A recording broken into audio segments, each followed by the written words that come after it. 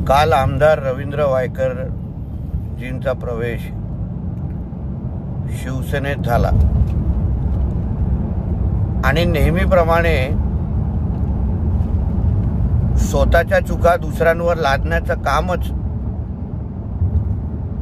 संजय राजाराम राऊत आणि त्याचा मालक करत आलेला आहे. रवींद्र वायकर हे मातोश्रीच्या किचन कॅबिनेटचे सदस्य, थेट मातोश्रीच्या वहिनींशी संपर्कात असलेले सदस्य, थेट मातोश्रीच्या तिसऱ्या माळ्यावरच्या कंपन्यांमध्ये असलेले पार्टनर. आणि ह्याच रवींद्र वायकरजीने जेव्हा स्वतः अडचणीत आल्यावर जेव्हा ते उद्धवजींकडे गेले, जेव्हा वहिनींकडे गेले, तेव्हा त्यांना नेमकं काय सांगितलं गेलं? तेच उत्तर दिलं जे सरनाईकांना दिलेलं, तेच उत्तर दिलं जे यशवंत जाधवांना दिलेलं, की तुम्ही तुमचं बघून घ्या, आम्हाला ह्याच्यात टाकू नका. आता कुठलाही स्वाभिमान असलेला शिवसैनिक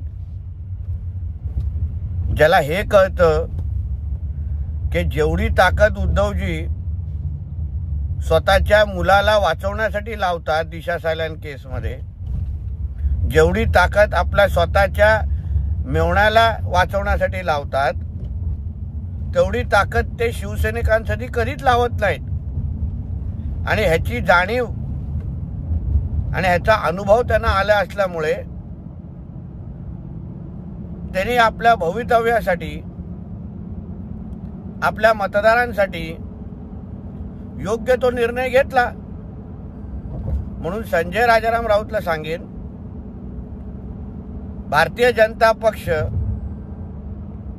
आणि शिंदे साहेबांवर आग पकड करण्यापेक्षा तुझा मालक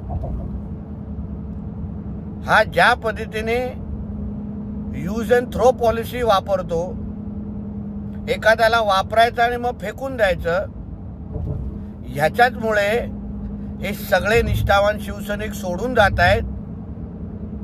हे तुम्हाला कधी कळणार?